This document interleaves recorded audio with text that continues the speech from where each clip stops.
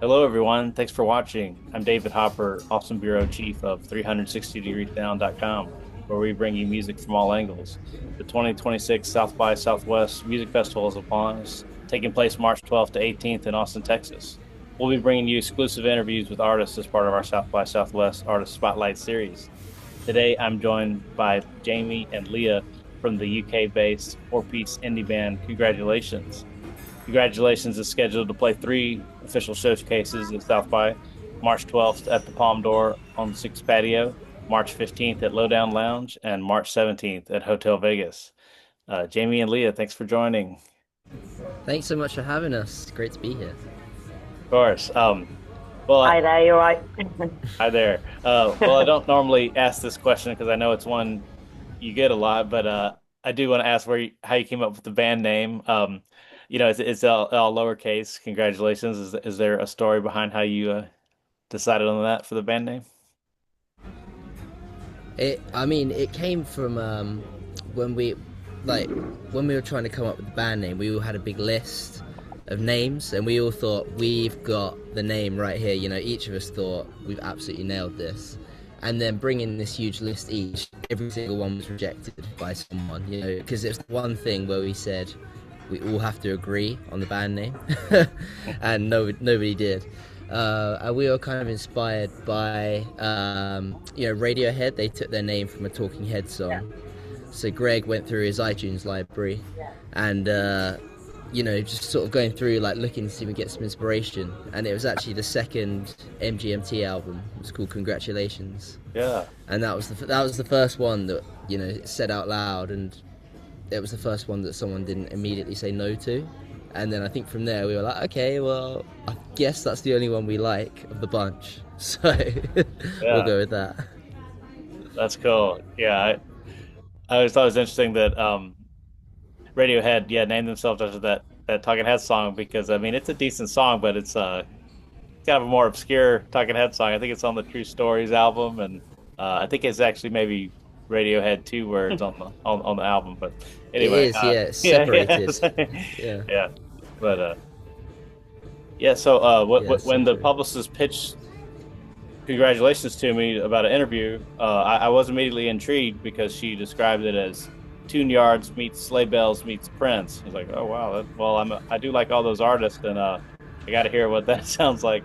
Uh, I know you're a singular artist with have your own sound.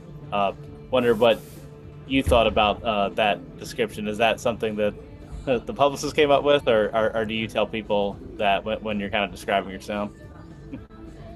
I think that's pretty apt, to be Hmm. honest. That description, especially the Sleigh Bells and Prince, Hmm. because they are two real direct influences. I think like, kind of our strength as a band is that we love lots of different artists. Between us, we all have pretty different tastes, and I think everyone has their influence over that, if that makes sense. So in their corner of the square that is congratulations, everyone has their own sort of influence. I think you'd agree with that, wouldn't you, Leah? Yeah.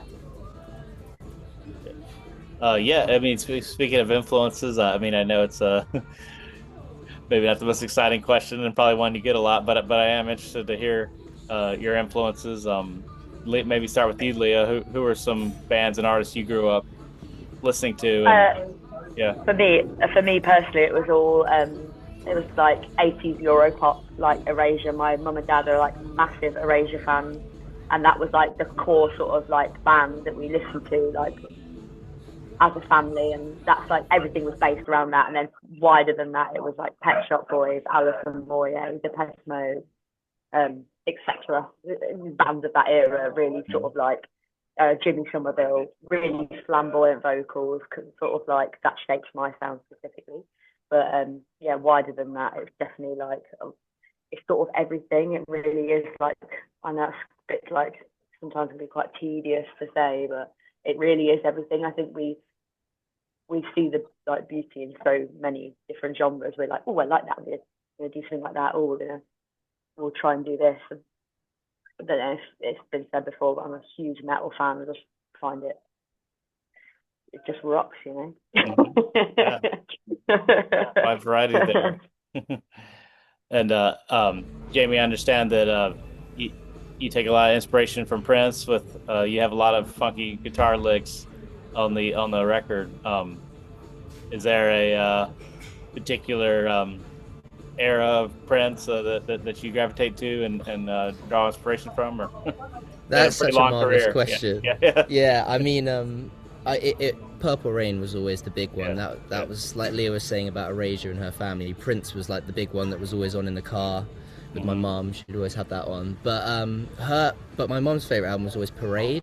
So it was Yeah. two after Purple Rain. So the specific guitar sounds that I was trying to get on this album really do harken to the funky sound you can get on tracks, like I Wonder You and Kiss. It's Mhm. that kind of really clean sound Really that you would clean get. sound. Yeah, Yeah, yeah, absolutely. But I mean, again, the '80s thing. My dad was super into like Duran Duran and like guitar bands. He's a guitarist, so that yeah. kind of shaped the approach there as well, which is quite Nice. interesting. So that it's like one place where mine and Leah's taste, especially, really did converge, and Hmm. it really can live there. Yeah, yeah. I love the Parade album. I'm a big Prince fan. I think my favorite from that is was it Boys and Girls or Girls and Boys Oh, with the such a tune. there's Yeah, such a great yeah, yeah. horn line on that one. um, yeah, yeah, a lot of synth pop groups, as you mentioned, and a lot of synthesizers uh, in the Congratulations album. Who is it that does like the synths in the band? That's Sort of Greg. mainly Greg, one of our songwriters, and the bassist, and then our producer Luke, who is also an artist on Belly Union called Ice Being. They're really into their synths. Hmm. Can't really say much more than that. It's not really my Yeah. area of expertise. I know if I like it or not, but Uh-huh. Yeah. Great. Yeah, Uh, yes, it's not really our area, is it? But again, Greg was really trying to channel a lot of, Prince, like the 1999 controversy kind of time. He was trying to get that, tracks like "Fought for Love." We were trying hmm. to sort of channel those sounds as well. Yeah. And then you say you don't do the synths, but is there something you can say about complementing the synths with your guitar or vice versa? What can you say about like writing with the synths as a guitarist? So that's quite interesting because we don't have an actual synth player, but we're very conscious of the parts. I think it's just really key that nothing plays over each other. You can see it in a lot of groups, especially when they first start out. There might be a guitarist, a bassist, and a keyboard player, and they're all playing the same thing. We're very keen that the sort of interplay between the instruments is just so paramount that nothing steps on each other.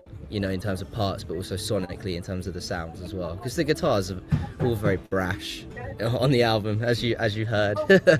Yeah. So yeah, there's not much room for the synths to be playing the same thing. I think that's the key thing. Hmm. Yeah. And the band, I'm sorry, the album's called Join Hands, released in February this year, so last month on the label Bella Union. I understand you've been touring behind this album in the UK, a bunch of shows in this last few weeks. How's the tour been? How did the tour go, and how's the reception to the album been? Yeah, you go, Leah. shall I go for it? Yeah, It yeah. was like wildly positive, actually. I think you sort of get into your own head about it and assume it's going to be not very good and that four people are going to listen and it's going to be a bit of a flop. But I think it went better than we could have imagined. I think everyone's been waiting for us to release something of this sort of size for a while, so it definitely felt like a proper tour. It was like our first proper tour. It was, yeah, just like lots of hype, really great reception, sort of brought everyone together, which was the point of the album, wasn't it? Yeah, joining their hands. Yeah, yeah, exactly. That's great. Great to hear. Um, so Doctor, I understand, is one of the singles. It's a funky, fun song. Is that one that's been like received really well? If you want to talk some about the songs that have maybe got the crowd going, or Yeah, I think that one Yeah. specifically, it's got like clubby elements and stuff. And what I really like about Doctor Doctor is it sounds the references sound like drug references, but it's actually about like like, oh, can you drop me off a little before? Because it sounds like will you drop me something off? But it's actually, can you drop me off a little before? Because I like don't know how to be in this situation, and I need to like have a word with myself. And it's like a funny like double kind of meaning. So it's like the actual meaning is not as cool as it sounds, but it's very much like us. I think a lot of our songs are designed to sort of get everyone up and dancing. We just love dancing, I think, and just like throwing ourselves about. And yeah, I think that one specifically is good. Ice-T, not on the album, but another absolute screamer for getting people up and bouncing. But yeah, I don't know if you have anything to say, Jamie. Yeah, no, I completely agree. And what I love about Doctor Doctor being as well received as it has been is we put that out as our third single, essentially to show off another side of the album. It wasn't necessarily because we thought it'd be the most commercial, but it's really resonated with people, and I think it is the most us song. I feel very proud that I don't feel like, for better or for worse, I don't feel like many other bands could have written that song the way we wrote it, because it does go all over the place. But I think it hangs together really nicely. Yeah, for sure. Wonderful. Well, I'm really looking forward to catching one of your sets at South by. Will this be the band's first time in Austin, Texas, and at South by? Yeah, our first time in America. Oh, first time. Wow. We're so excited. Yeah. Great. Yeah. We've heard amazing things. There's some amazing bands playing that we're going to go see. So yeah, we can't wait. Absolutely. Yeah, it's kind of overwhelming just how many bands and artists and things to do during the festival. It is a little shorter this year. It has been, I think, 10 days in the past, but they condensed it to a week. But I mean, it's still so much to do and so much to see. But and I saw you are playing at the British Music Embassy for one of your showcases. That they always have some great UK bands there. It's just a really well curated fest. So yeah, for the American viewers and readers who maybe aren't familiar with Congratulations and are going to South by, what can you tell them about your live shows and why should they check you out? I mean, we're there to have a good time. We want everybody else to do the same. There'll be something for everyone in one of our sets as well. So I think everyone will find something that they can enjoy. I think people will feel hard pressed to stand still. Yeah. I love that. Yeah, come and have a good time with us. Great. It sounds like a great time. Looking forward to it. Well, thank you so much, Jamie and Leah, for joining 360down.com. Everyone, please stay tuned where we bring you music from all angles. Thanks again. Have a good one. Bye-bye.